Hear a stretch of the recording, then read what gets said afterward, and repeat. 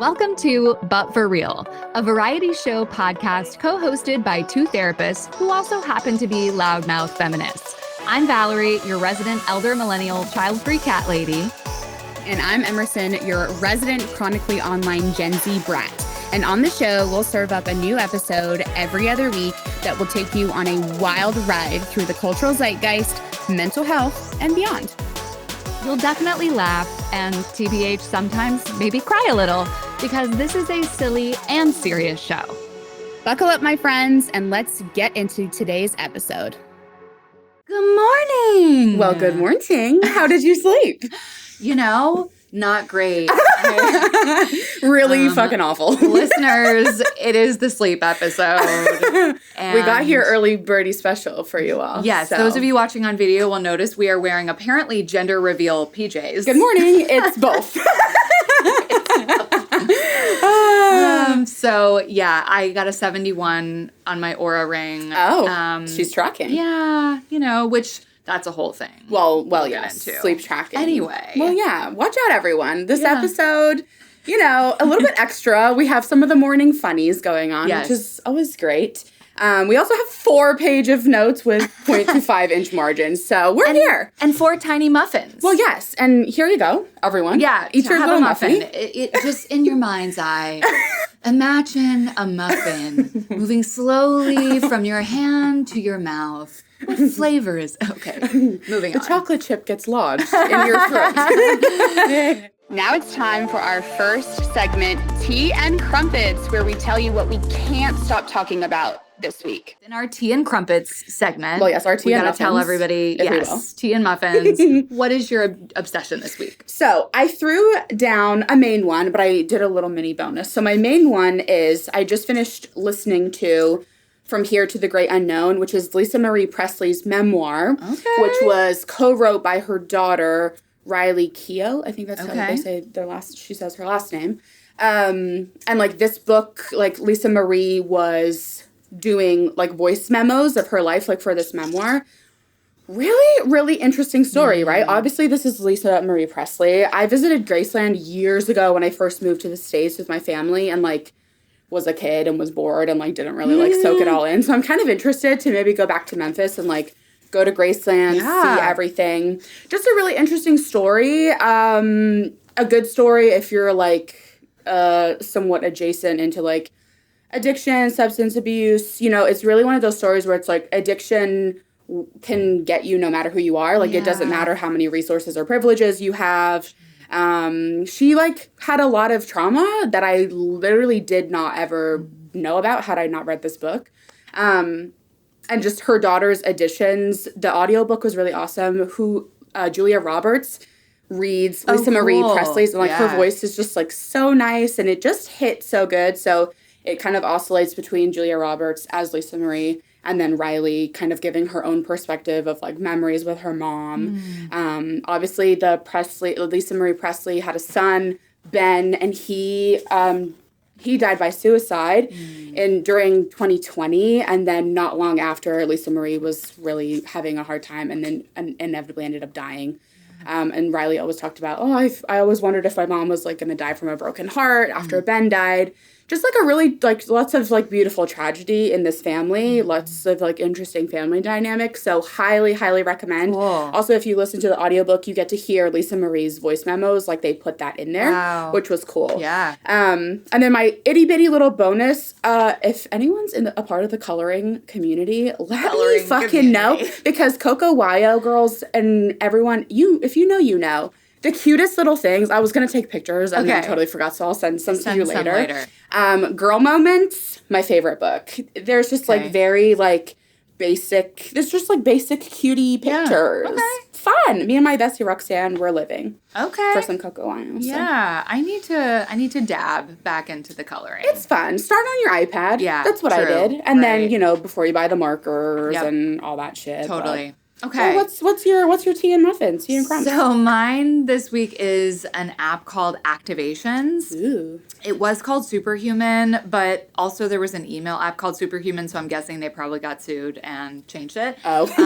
But it's kind of perfect that it's called Activations because that's what the actual So it's like, imagine a meditation app, but instead of being like, here are all your guided meditations that you can choose from, it's like, here are all the activations you can choose from of different topics and links.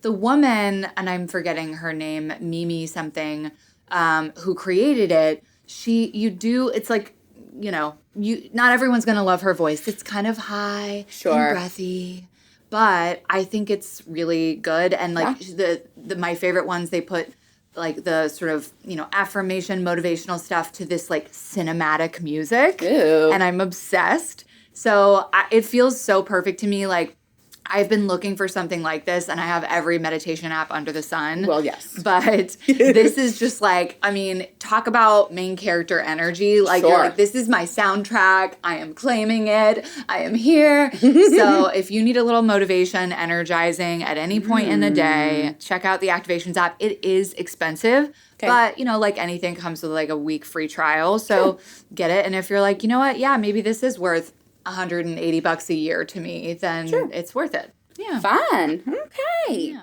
Now it's time for Step Into My Office, where you get advice from your favorite professionally qualified, personally peculiar therapists. So, our little submission for today says, Dear Em and Val, for the past few months, I've been really struggling at work, and it is bleeding over into my personal life. I struggle with imposter syndrome, and I am becoming increasingly more anxious about having to go into my corporate job every day, come home, and do it all over again. I really like my coworkers and the people I work with, but when I come home from work, I feel diminished. I don't want to make dinner or do anything for myself.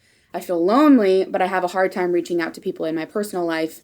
And I feel embarrassed that I have these thoughts and feelings when my life, for the most part, is fine. I started applying for other jobs, and that has helped, but I'm scared that getting a new job won't exactly fix this feeling I'm having. Any advice? Sincerely, tired guy in the cubicle. I hate that. Yeah. I don't know if we've ever had a guy submission before. I know. I'm excited. Yeah. What are your initial thoughts? Sounds like burnout. Yeah. Is the first thing I'm thinking, okay, increasing anxiety, just like totally feeling diminished, some of the like isolated parts of that. I don't know if this is like burnout or if this is like neurospicy burnout. Or depression, right? And that's the hard thing, is that all the symptoms of those things can overlap. Oh, yeah. Venn diagram of it. Right. Even, untreated ADHD or anxiety, like, can end up manifesting in these things, right? They mentioned the anxiety and the imposter syndrome, too. And so that can, if you're just, like, revved and then you just crash. Yep. So, yeah. I think, first of all, it's doing a little bit of assessment of, like, is this burnout in the sense of, like, I'm totally uninspired, or I'm overworked, I'm overscheduled. That would be sort of one pathway. And if it's maybe more like clinical depression, obviously that's another kind of pathway to explore. I think so, too, right? Being able to parse out some of, are there opportunity, for the overworking part? Are there boundary changes? Kind of what's going on? Feeling uninspired at work, I think, probably like normal, right? Like sometimes work isn't always going to be like the passion piece. And maybe what it means, some imposter syndrome parts, like whatever is specific to your style of work or your industry. If you have opportunities for like mentorship within that, like parsing out, hey, what is and isn't normal for me to be feeling on this project or in this part of my career, et cetera. And then, being able to have coping skills to have some of that anxiety. And there's self-awareness here. I feel lonely, but then I'm also having a hard time reaching out and saying the hard thing to the people around me. Yes, and I was going to say the self-awareness, too, with like, maybe finding a different job that's a better fit would help, but also I'm aware that it's possible this feeling could follow me there, right? And that's so true with so many situations, because there are times where we need to make a change in our external environment or situation, circumstance, and there are times where it's maybe more of an internal thing, or it might be a bit of both, right? Sure. I think so, too. Yeah, reach out to your people. If you have start with someone that feels more accessible, whether that's like your parents or your friend or your roommate, or, just naming it is really powerful. The awareness is there, like looking at other job opportunities, but being able to, if like jumping headfirst into therapy is scary, okay, what else feels accessible? Is it a therapy group? But if it's not a therapy group, are there other like things to help with isolation? I think especially if this, with a guy, I'd love to do a whole episode about like things with mental health. We could bring Sam in. Yes, yes. I think about Sam all the time, and just like his perspective from Breakfast Club was so poignant at that time for me. Just having some people around you that can reflect like, hey, like, even I feel like my life for the most part is fine, but here's this one area. Go parse this out with someone. Exactly. And we know that there's different social challenges there. Yes. But even if it's like, hey, can we go, I mean, this is so cliche, but literally, can we go shoot some hoops? Sure. Like, can we go like, I don't know, have a pint a beer, or a coffee or something? Like, I know it's often harder for guys. So for sure. Future episode. Yes. Okay. To come. Take care, tired guy. Yes. We hope that you get some reprieve. And now it's time for the DSM. In our DSM, all varieties of dysfunction, spiraling, and meltdowns are welcome. In this segment, we break down complicated concepts and common misconceptions about mental health, well-being, and tell you what we really think. So we're going to talk about the thing we spend a third of our life doing. Can you even believe? So get your jammies. We're in our jammies. Get your eye masks. Let's talk about sleep. And I just had a little mini velour here to add because I actually feel incredibly blessed that I am a pretty good sleeper overall. But, when I do get a weird night of sleep, I'm just like, woe is me. And so that happened twice this week. And when it happened a few nights ago, I'm highlighting this because our brains, when we're in that sort of liminal space between sleep and awake, oh my God, they're just bizarre. It's junky. Like, I had a dream about these girls that I had been really close with in high school, and then after I moved to Nashville, like over a decade ago, we lost touch. And I've been sad about that over the years, but I've also been like, you know what, I could reach out if I really wanted to. True. They haven't. And also, like, it's okay to let, people go. I don't have to, like, grasp onto things just because they were good at one point, right? Sure. So, but anyway, I had this dream about them. And then in that liminal space, while I was, like, for whatever reason, awake for, like, 2 hours, my brain had I had drafted this email, the entire email in my head that I was definitely going to send the next morning of, like, I'm so sorry I was butthurt that you stopped reaching out when I moved. And I'd really love to reconnect. And I, like, had this whole thing drafted. And then in the morning, I was like, girl, why? Girl, what? What were you thinking? That doesn't need to happen. That's so funny. So I'm not a good sleeper. I always was historically, and then, hey, I went to grad school, and then it all went downhill from there.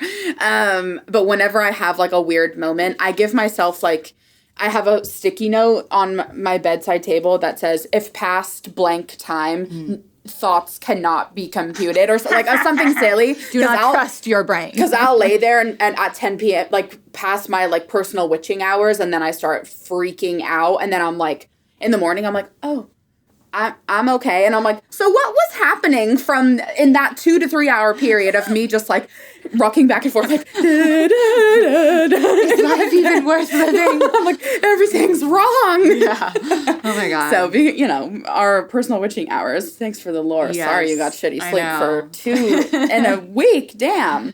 All right. Let's roll in. Let's kick us off with a little bit of, like, sleep science, some science, if you will. So kind of like just setting up the what and the why of sleep.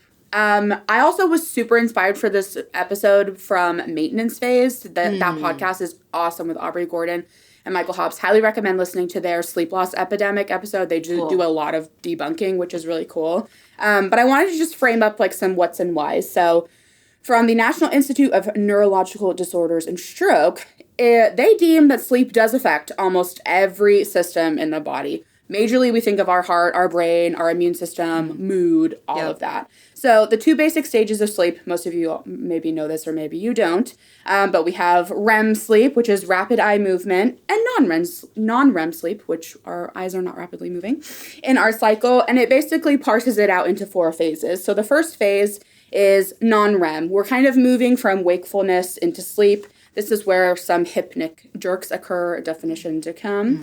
And this stage can last several minutes. Then we move into more non-REM. This is our kind of period of light sleep. before we enter into some deeper sleep. This is where our body temperature drops, and eye movement stops. And we actually spend most of our repeated cycle in phase 2 here than in any other phase, which I thought was interesting.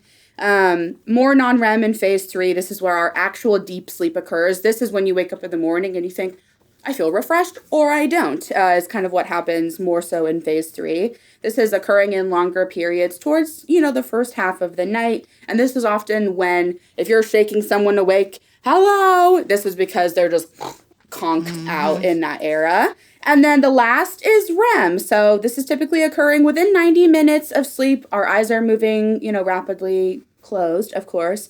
Brainwave activity becomes closer to that seen in wakefulness. So we kind of have 2 internal biological mechanisms that we know that drive sleep, which is our circadian rhythm. I'm sure you hear that a lot if you travel or jet lag or just when we have daylight savings. We talk a lot about circadian rhythm and our sleep-wake homeostasis. So the circadian rhythm is kind of like our internal biological clock that's based off of the 24 hours a day, and very impacted by light. Very impacted by light, lack thereof. So this is our circadian rhythm also just directs a ton of bodily functions, body temperature, our wakefulness, the releasing of our hormones, etc. And then our sleep-wake homeostasis. So this kind of drives our need for sleep. This is when the body is saying, hey, you've been up for a certain amount of time. We need to go lay down and have sleep. Our sleep-wake homeostasis, I thought, from this journal article was interesting. Medical conditions, environment, age, and light are really big factors that influence our sleep-wake homeostasis.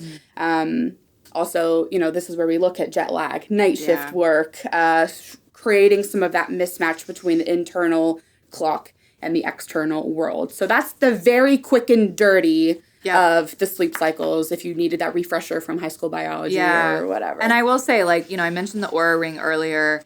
What I like about it as opposed to, my Apple Watch charges at night. Yeah. And also I wouldn't want to wear that to sleep. Oh my God, you're kidding. I could never. But this thing, I only have to charge 20 minutes every 4 or 5 days or something like that. I've considered getting one. Yeah, and it is nice because it gives you such a detailed breakdown. Yeah. But, you just want to be cautious because some people can get into, and I don't think I put this anywhere, so I'll throw it in here, that almost orthosomnia, right? So how orthorexia is with our food getting too rigid about it's got to be perfect and clean and with our sleep that oh no, if I get so obsessive with my sleep data. So for some people, they just can't fuck around with sleep statistics. Yeah. I, in the past, when I had a Whoop, I felt that way. And because I was just I'd have a low number and I'd be great, I'm going to have a shitty day. Yeah. So I'm trying to have a different approach with this. And even just little UI differences and the wording with the Oura Ring feels a little gentler. Good. It's not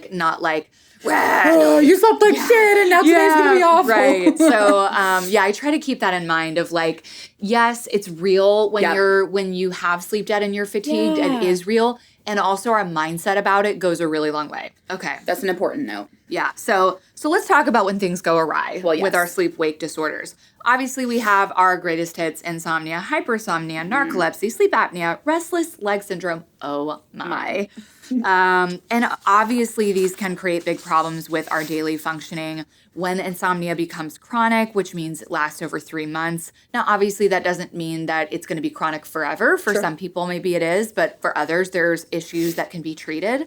But chronic insomnia affects about 10 to 15% of adults, often co-occurring with anxiety and depression. And of course, we could say chicken and egg there, right? They're kind of a cyclical thing, unfortunately. Sleep apnea is a really big one, right? I feel like we hear that, I don't know, more and more about the breathing interruptions that can happen. And it affects a quarter of adults between 30 and 70.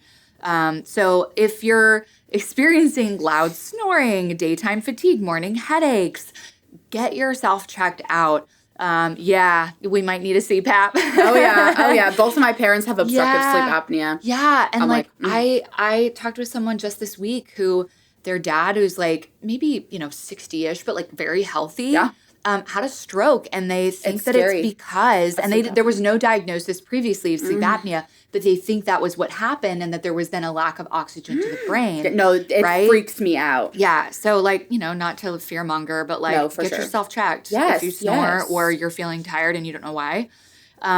Shift work disorder, Heard. of course, like, sucks, right? Yeah. Because the fact is, we need some people who are working the hospitals at Totally. night and things like that. And some people's systems process that a little bit better than others. I think so too. Right. But so it's like, know thyself. And if that's not you, don't force it to be you. Heard. And I know some people are just in a circumstance where they have no other choice in the moment. Yeah. But, try to see what you can do to bring in, like, your bright light and those periods of time. Like, use and wear your sunglasses and stuff if you have to go out when you don't need light exposure. So see what you can do. I'm sure there are apps for sleep shift work disorder where it kind of helps you manipulate that light exposure. And then I LOL'd when I put RLS on here, because in our office, when we're running late, and we can't turn on all the lights, we're like, RLS! It stands for running late, sorry. But it also stands for restless leg syndrome. Yes. Which is a neurological sensory disorder that creates this uncontrollable urge to move your legs, and often comes with all kinds of funky sensations, creepy, crawly feeling, tingling, itchy, achy. Sounds horrible. Right? My mom has RLS, and she got diagnosed a few years ago, and I'm reading all of this, and I'm like, oh yeah. I straight up pulled out the DSM with her, and I was like, hey girl, the criteria is here. Yeah. It's wild. And I learned that it's linked to problems with dopamine signaling. Yep. And dopamine decreases at night, which might explain why symptoms worsen at night. So unpleasant. There, not a ton of, like, super solid treatments, but there are some lifestyle changes and things that can help. Yes. Yeah. Lots of different ones. Yeah. Look at the criteria if you're curious, and then don't totally go get an appointment. We were doing the outline for this, and I was like, it's time. This is what pushed me. Yeah, and I will be going next week to the sleep clinic. And I am medical avoidant as fuck, everyone. But if I can do it, we all can do it. That's right. So let's get into, like, some sleepy facts. Let's do it. A little sleepy sleep. So micro sleep danger. I'm already like, oh my God. Micro sleep. Micro sleep. So this is it says we put 1 second of micro sleep while driving at 60 miles per hour is enough to travel the length of a basketball court without control. No, thank you. What? Yeah. I'm scared. 1 second. 1 second. So night shift workers, I've seen nurses put their hair, have you seen that, outside of a window and put their window up so if they fall, it jerks them back. Dude, that terrifying. shit is scary. I'm just like, listen, and again, I want to have a lot of empathy for the people who are just in a rough moment. Oh my They're God. taking care of kids. They're just doing their best. But if you feel tired, if you're super drowsy, you just need to pull the fuck over. And deal with the consequences. I'm sorry. Yeah. It is not worth your life or anyone else's. And even, like, God, I remember one of those horrifying TV ads. This isn't a sleep thing, but it's equivalent to this little micro sleep of this woman who had 17 face surgeries. She's like, yeah, all I did was, like, reach for my purse in the passenger side floorboard. Boom. Right? Like, that's 1 second of your eyes off the road. And I know I can do better. I'm not perfect, but but yeah, it's just really important. Yeah, no, take care of yourself and others. Yep. Sleep debt. I feel like we hear about this a lot. Sleep debt is real, everyone. Chronic sleep deprivation can lead to sleep debt, what we call, which is going to impair brain functioning and increases the risk of chronic illnesses. That makes a lot of sense. I hear this a lot with, I have a few people that have done night shift job for clients, but it's hard. I'll just catch up on the weekend. Yeah. Or if I have a shitty night's rest, I'll just catch up on the weekend. Getting extra sleep is helpful, especially like if you've had deprivation, just to try to at least put some of that sleep-wake homeostasis back. But it is not easy of just like, yay, I just like caught up on it. That's not really how that works. Dream deprivation. People deprived of REM sleep may experience REM rebound, where they enter REM faster and dream more vividly, sometimes leading to intense nightmares. There is a nightmare disorder as well, and so that's going to be interesting to see what that's like for folks. But if you have real crazy scary nightmares, perhaps Sleepwalking and sleep talking. I think this is a, common one in a movie sphere. I feel like in a movie we see sleepwalking, and then the actual prevalence of it. My dad used to sleepwalk when he was really stressed in university. That's some of the onset for him. Now he doesn't, but I just thought that was interesting. Up to 4% of adults sleepwalk. Some sleepwalkers engage in unusual activities, Step Brothers movie, if you've ever seen it, cooking, eating, and even driving while asleep, which is Yeah, there's a scary. great movie called Sleepwalk with Me by the comedian Mike Birbiglia. Ooh. It's probably like a decade old, but I saw it when it came out, and it was really good because it's based on, he's in the movie, but he actually, I don't know if he's had further treatment since then, but he had like a very bad sleepwalking disorder, and like I want to say went out the window or something. Oh like my God. on like a second story. Yeah, but he's okay. But yeah, serious things can happen with like major sleepwalking issues. Yeah. Oh, and then a funsie. The record for staying awake, the longest recorded time without sleep is 11 days. No. 264 hours. You're kidding. By Randy Gardner. Randy! What are you In doing, Randy? 1964, he reported hallucinations, paranoia, and severe cognitive impairment, but thankfully no long-term effects. I know that sleep after was shit. Some people's commitment to the bit, You're I'm just kidding. like, why? Randy, For a record? Oh my God. Okay. So earlier you mentioned hypnic jerks. Yes, I and love that term. I literally did not know the term for it, right? So now HYPNIC, Yes. jerks. That's when you have that feeling of like you're falling as you drift to sleep and you're like, right? That like muscle spasm. That's always fun, right? Yes. Falling off a And- cliff. I know. And then sleep paralysis, that around 8% of the population experiences this. Have you ever experienced it? No. No. It sounds terrifying. Very scary. Right? Like you feel awake, but you're unable to move, often accompanied by vivid and sometimes terrifying hallucinations. Scary. No, thank you. No. If you have that, like, heart goes out to you and, like, maybe there's some, I don't know, is there A something we can Klonopin? do about it? I'm like, oh my God. Okay. And then lucid dreaming. Okay, Yeah. so we're definitely going to have to do a whole other episode on dreams. Yes. They're just so fascinating. I mean, the whole, like, intense nightmares thing. Like, I have those sometimes, and I will scream at night and, like, wake up Chris, and he has to, like, like calm me down. So anyway, we'll do a whole episode on dreams. But about 55% of people have had at least one lucid dream where they become aware they're dreaming and might even be able to control the dream. So cool. First night effect. So that's like if you're sleeping in a new place. Yeah. Actually, one hemisphere of your brain remains more alert, similar to how a lot of animals sleep. Yes. And it's like, makes so much sense, but also makes sense why we don't feel as rested in new places. It feels like shit that first night. And then fun little animal facts. So dolphins sleep with half their brain at a time. So Yeah. similar to that first night effect to stay alert for predators. Giraffes sleep only about 4.5 hours a day, sometimes just a few minutes at a time. Little naps here and there, micro naps. Micro naps. And then otters hold hands while sleeping so that course they stay they together. Love otters. A little otter. Whenever I'm sad, I go on YouTube and I watch this video of this otter, and he's just watching his face, and the sound is like la la la la la la, and he's just watching his little face. So highly recommend if you're in the sads. All right, let's get into some myths, some debunkery about sleep/sleep hygiene. I feel like in the clinical realm, everyone's like, when someone brings up sleep hygiene, but I'm like, yeah, no, it's true. It's for a reason of fear. So these are all clipped from a big old study from the National Library of Medicine. So we just threw down some myths. So 8 hours a night is the golden standard for all adults. No. As they talked about in the study, adults range anywhere, it's recommended between 7 to 9 hours. So you may be more of a 9-hour person, or you may be more of a 7-hour person. And that is completely up to you in what you know in your body and mind state helps you feel optimal.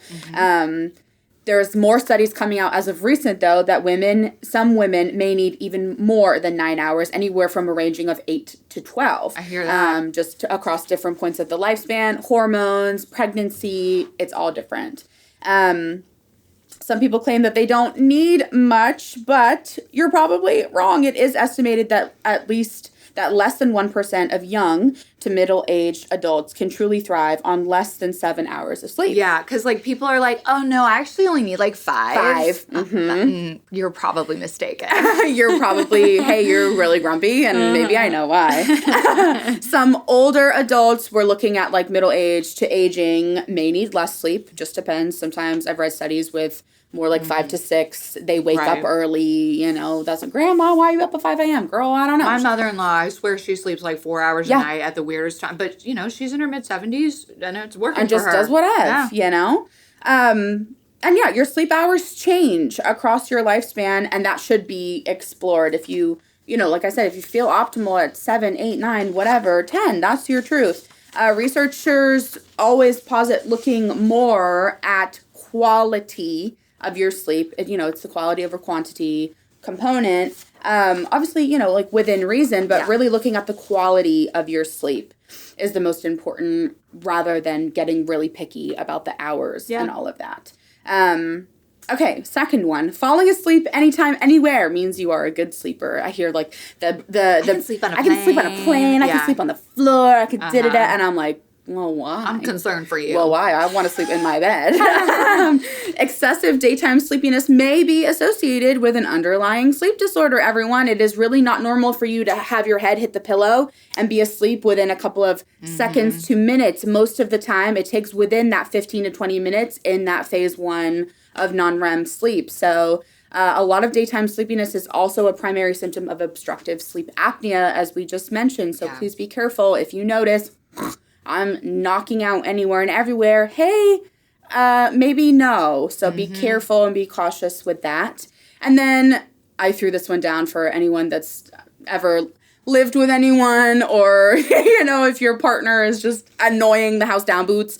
Setting multiple alarms will help you wake up gradually. No. Sleep fragmentations really seem to affect mood and mental flexibility. Don't be that roommate with paper-thin walls, starting alarms at 5 a.m. When you all know the way you're up not to getting 7. up till 6. And you know you're not getting up. They say set the alarm and get up at the alarm. Don't hit snooze. Hitting snooze is not good for you either. And I was reading this and I was resistant. And then I thought, no, the times that I've incessantly hit snooze in 10-minute increments, I've felt like shit after. Now, I have done that before when I've been in that, like, liminal state where I'm, like, still having a dream. And I'm like, the dream's not done yet. Yep. Come back later.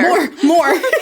But I will say, I think the exception to this is because the traditional alarm is that, like, great, like, sound that, like, jars you awake. Yep. That the gradual wake-up light alarms that start really dim like and the then hatch. slowly. Yes, like those. I've had one of those for a long time. Yeah. I don't always use it, but it is helpful because it's like by the time that you're actually consciously awake, it's been gradually getting brighter before the sound even comes. Yes. Yeah. Those are good. Yeah, I should have framed with gradual. But yeah, there was someone I knew in college, and she would hit, and it would start for hours, and her roommates were like, we're going to freak out. We're going to kick you out. Yes.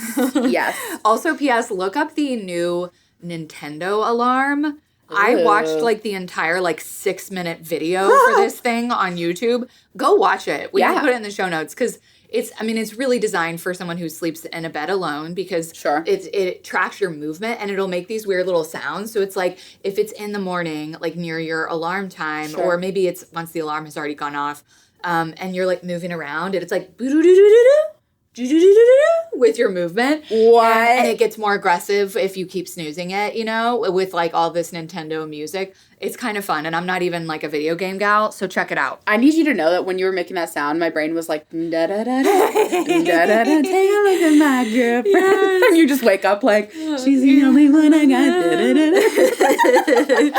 Okay, another myth is that daytime napping doesn't impact your sleep. Napping is not all bad. But you got to be strategic with your naps. Well, yes. Okay. No, like 2-hour wake up discombobulated. Right. So, like, if I had a crappy night of sleep last night, if I were to take a little half-hour nap today, that's not going to mean that I get a bad night of sleep today. No. But habitual daytime napping, and we're talking, like, especially extended naps, like an hour plus, is going to interfere with that sleep-wake homeostasis, circadian rhythm, and can contribute further to insomnia. So it can just be a vicious cycle. Yeah. Also, exercising at night will disrupt your sleep. That's kind of a myth in that it sort of depends how intense it is, right? Yes. So like if you're like, well, I want to do some yoga, maybe don't do like, Core. power yoga hot flow at 9 p.m., right? But working out after work is not really going to impair your sleep. Just be aware later in the evening, you want to maybe stay with lower intensity. For sure. Yeah. So what are the tips? How do we actually get good sleep? What's the tea? Focusing on your individual needs, like we talked about earlier, that quality of sleep necessarily, not over prioritizing quantity, but really looking at the quality. If you need the weighted eye mask, use it. I sleep with a Nod Pod. Have you seen those? No. The weighted eye masks? I really like it. Okay. But I also have very sheer curtains, so I need some of that there. So, and that's what works for me. Yeah. Consistency is key, I fear. We talk about in the sleep hygiene realm, having somewhat of routines in the night, or if you can get to bed around the same time every night and wake up around the same time every day, that will be helpful for you overall and will help with some of the quality of that sleep. Also, the reduction of blue light. Everyone fights me so bad. I fight myself so bad. I get it. Put your phone on night mode. At least like get it more yellow than blue. If you don't know you can do that, you can totally do that. And please stop scrolling until you fall asleep. I've done it. I also feel terrible in the morning after when I do that. It doesn't, it's nicer to read or do something a little bit more active without a lot of light happening.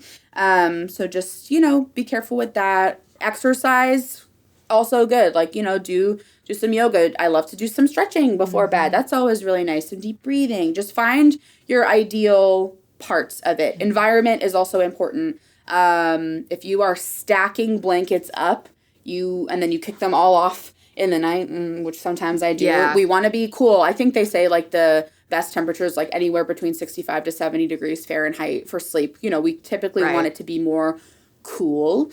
The place where you sleep is important. I'm a bed rotter, everyone. Hey, Bed Rotters Anonymous. I love just my bed, but I'm also trying to like, okay, if I want to rot, go to the couch or go to my reading chair. Like try to keep your bed for sleep. Sleeping and sexy time. That's what they say. And it's true, everyone. So just kind of keeping the environment clean, cool, knowing what your bed is for so that you feel relaxed in there and then can go to sleep. Caffeine. Probably a big one that hits a lot of us modern folks. Please allow caffeine to cycle well through your system before you attempt to go to sleep. So have a cutoff. Know what that is. Know the amount of caffeine, like a cup of coffee versus a pop versus a pop. Well, a soda. A pop. Or an Alani, lol. Like, people sometimes won't realize that caffeine is affecting their sleep because they're able to get to sleep without a lot of, like they can get to sleep pretty easily. But they might not be getting good quality sleep like through those 4 phases, right? So it's like if you feel like, well, I'm getting to sleep pretty easily and I'm sleeping 7 hours or whatever, but I still feel tired, it might be because caffeine too late in the day is affecting your quality of sleep. Yes, absolutely. I'm so sensitive to caffeine, but I also have ADHD, and caffeine is really great, and it's like a good boost for me, but I have to be stricter with the amount of it and how I let it cycle through. I have to have it pretty early. What else? Oh, relaxation practices, body and mind. We threw self-hypnosis can help, which is cool. It doesn't necessarily negate poor sleep hygiene. So just knowing, do I like to put my feet up on the wall? Do I like to do some deep breathing? Do I like to stretch? Do I want to do some tapping to calm myself before I go to bed? Having any kind of like body, mind-based practice is really nice, but know that that's not the fix-all, be-all. Some people need a CPAP machine. Some people need trazodone or a Klonopin. There's different things that everyone needs. Just be curious. Be curious about your symptoms as well. I've had poor sleep for a long time and have really fought myself, but I'm like, I'm sick of sleeping like shit. I don't want to do it anymore. Time to go to the doctor. So it's time to go to the doctor. Just be curious. Like if you're like Val and you have an Aura ring, like you can look at your score, but like don't like hone in on that and obsess over it. Try to just practice like not being so about sleep. We need to be cautious, and we need to be curious about how we sleep, especially if it's not going well. But Don't overthink symptoms. If some of them are there, okay, be curious and go talk to a medical professional. Right. And especially at night. Like, yes. And that's the hardest thing. And that's hard. Especially if you're like, the clock is ticking. Yeah. I've now been awake for 2 hours. Yep. My tomorrow's going to be so rough, whatever. Like, that energy clearly of like, go to sleep, is not shockingly super restful. No, it's fueling right? the anxiety. Yeah. So it's like, it is, you kind of have to Aikido your way through it. Yep. Right? Of like, okay, like it's okay that I don't like that this is happening. Yeah. But also if I can soften around it and not be so insistent that I must get to sleep, like you're probably going to actually fall asleep easier. Yes. So. Absolutely. But for real, Sleep. sleep is an incredibly important piece Yes. of your overall health and well-being. And of course, the ideal conditions for each person can be very individualized and can change throughout the lifespan. So find what works for you, stick to it, and have the courage to face it when there are issues that you need to address. Absolutely. Yeah. Yay. And now, our musical segment. Now that's what I call Okay, where Emerson and I each share a song with each other each week as representatives of our respective generations. We tell you a little bit about the song or artist, and then we press pause, we share the song with each other, and then we come back for our live reaction. And we're capturing it all on a Spotify playlist linked in the show notes for you. So I'm kicking us off today with Adore You by Miley Cyrus. This, I feel like, is one of maybe her popular ones. I think you may know it. I don't have to introduce Miley Cyrus to everyone. We've been new. This is from her 2013 Bangers era. Was that literally the name of the album? Bangers, oh, yeah. Lord. This is her bad girl era kind of, well, I would say dark, can't be tamed. eyeliner. Shorter hair. She's twerking in the MTV Music Awards. Everyone's gagged, you know. Yeah. But this legit was the soundtrack to my freshman year of high school, so some good nostalgia. Okay, proud of myself. Because I did know that one. I even knew like how it went. Yes. But legit, I mean, I think I really like the vibe of that song. Yeah. And I love her voice. Even though I'm not a pop girl, like, I'm like, oh, I might go listen to some Miley after this. It's vibey. Yeah. Like, I'm no party in the USA ever again, thank you. But the other stuff, Wrecking Ball, this song, deep. okay. Yeah. Mm-hmm. Yeah. I'm like, okay, alto. I know. Yes, deep tones. Love it. Okay. So my song is a very different, well, that was a kind of a low-key vibe. Yeah. I went with the sleep theme. And this is a song that I don't usually sleep with music, but when I was young, I sometimes would. And there was a particular Christmas Eve, where we would go to my grandparents every year, just before any other grandkids were really around, or we were the only ones who spent the night because everyone else was local. And so I'm like sleeping on a pallet on the floor of my grandfather's office with my orange Sony Walkman, like Discman CD player, and my headphone, like over the ear, little styrofoam, whatever, like headphones. And I'm listening to this song on repeat all night long on Christmas Eve. And it is to this day, one of my favorite songs. So it's called Dante's Prayer by Loreena McKennitt, who is a Celtic singer from Canada. And on this particular song, she wrote while she was on a trip on the Trans-Siberian, which is the longest railway in the world. She was on a solo trip, and she wrote in the liner notes of that album, "It's now day 5 on this train journey across wintry Siberia. Traveling alone, it is strange not to be able to have a conversation with anyone. But one learns how much can be conveyed through actions, body language, a look in the eye. As I gaze out at the landscape passing before me, thinking of the people who inhabit it now and how they share this human condition. How has the West come to this place of transition? And are our lives really what they imagine?" Well, Just like, okay, honey. I'm like, okay, girl, work. So I think you're going to enjoy it. I'm like, hey, if you want to cry and eat mushrooms, work. Like I feel like a fairy. I'm like, Exactly. yes. I'm just like floating. Running through a field. Yes. Sobbing. No, and I'm like in a white dress and I'm just like, my hair is long and I'm like, yes, Sour absolutely. crown. Yeah. Beautiful. My yes. people, the cows. Beautiful. Okay. Welcome to the segment, Wait, What? Where I fill Val in on all of the internet vernacular and lore so that she doesn't end up being an irrelevant elder millennial. In particular, right now we're talking about weird sleep trends that are happening right now. So such as like all of the things at night, the ridiculous level of nighttime routines, the mouth tape. I can't. Everyone and no one wants to buy their like mouth tape hack. Just use KT tape instead and cut it into little strips. Don't. And I'm like, oh, no. Yeah, the Sleepy Girl mocktail, which I did buy, not just the cheap magnesium powder, I did buy the moon juice. The magnesium.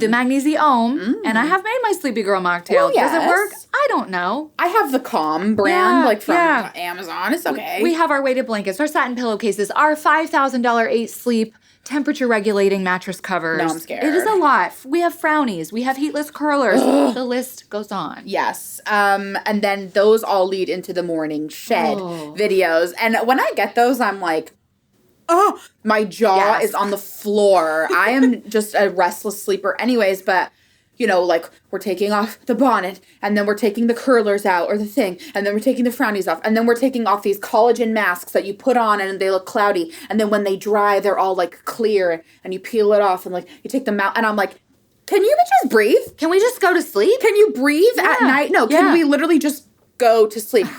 You do your heatless curls on the bonnet and have your satin. I sleep on a satin pillowcase because, my hair will tangle. But all of that other shit, I'm like, hey, folks, let's just, like, keep the room cool, keep it dark, and, like, lay down. It's back to the conversation around hyperconsumerism and all the things that we're told you need this to sleep better. Sleep good. It's like, there's a few things you need, and it's a cold room and a nice blanket and a good pillow. Yeah, and that's just about it. Yeah. So save the beauty stuff and don't buy into the marketable commodity that is Unless sleep. you like it, do you? But don't feel like you need to. Yes.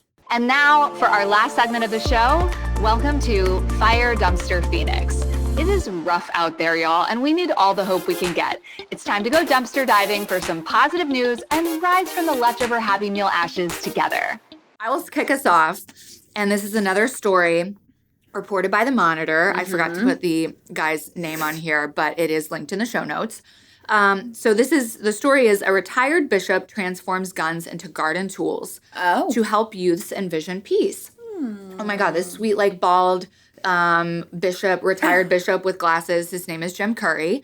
And he co-founded a nonprofit called Swords to Plowshares, S2P, Northeast, co-founded in 2014 in Connecticut with Pina Violano, a trauma nurse. The group's namesake comes from Isaiah 2:4, which I'm not normally a Bible gal, but I appreciated this verse. It says, they shall beat their swords into plowshares and their spears into pruning hooks.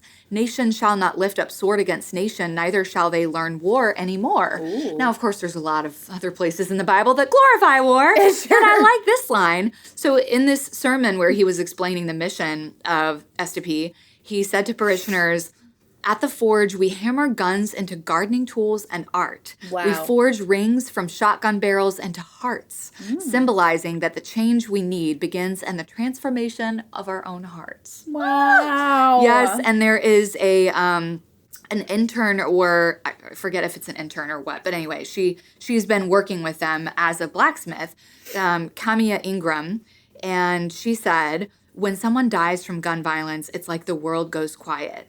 But for her, hammering on the anvil fills the silence with the resounding release of emotions. She says, you're getting everything out at once. I feel like I'm bringing people peace, letting them know that one more gun is gone and that this gun violence might not happen to someone else. Wow. Yeah. What a message. Love it. That's beautiful.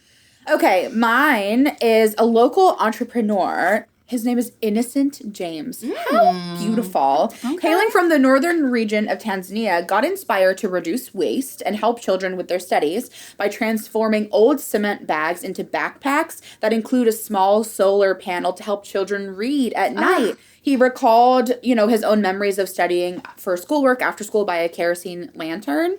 And he was like, parents don't really trust their kids to have it and they're expensive, to run. He started sewing these bags himself in 2016 after getting inspired by a university professor that had a little pocket in his jacket sewn in for solar power to help power his phone. And so he began selling them for the equivalent of around like $4 to $8 US, which is the cost to run a lantern for about 15 days. Wow. So now spearheading Soma Bags, his company, which employs 85 rural individuals to help the demand of over 13,000 backpacks a month, which they can't keep up with, but they're trying their hardest. This business is supported and recognized by the EU, the European Union, just to highlight the efforts in sustainability and conservation and the educational opportunities for these young peeps in school. And apparently it's done amazing, for academic performance. Kids can read safely at night and their parents don't have to worry about the lanterns.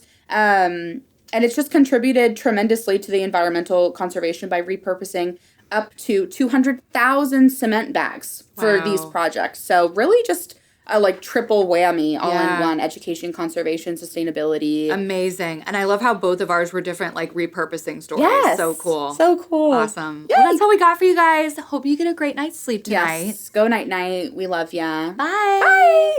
This has been another episode of But For Real, produced by Valerie Martin and Emerson Ryder and edited by Sean Conklin. But For Real is a Gaia Center production. The Gaia Center offers individual, couples, and group therapy for clients across Tennessee and in person in our Nashville office, as well as coaching for clients worldwide.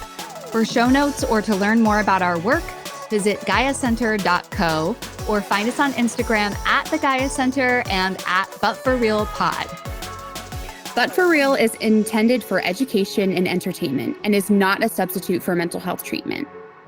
Also, since we host this podcast primarily as humans rather than clinicians, we are not shy here about sharing our opinions on everything from snacks and movies to politicians and social issues.